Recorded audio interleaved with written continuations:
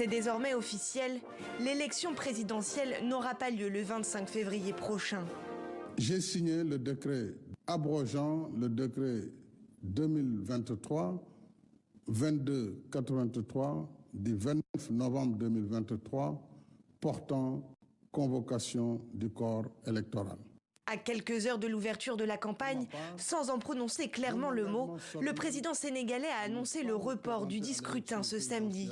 Aucune nouvelle date n'a pour l'heure été communiquée. J'engagerai un dialogue national ouvert afin de réunir les conditions d'une élection libre, transparente et inclusive.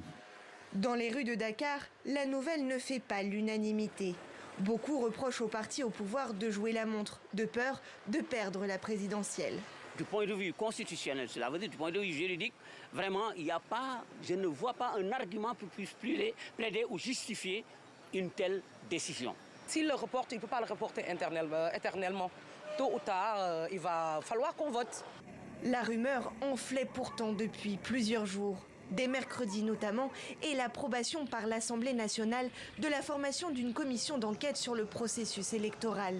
Elle doit notamment faire la lumière sur des faits supposés de corruption au sein du Conseil constitutionnel après l'invalidation de plusieurs prétendants, dont les deux ténors de l'opposition, Ousmane Sonko et Karim Wade. Alors, devant le siège du parti de ce dernier, la nouvelle est plutôt bien accueillie.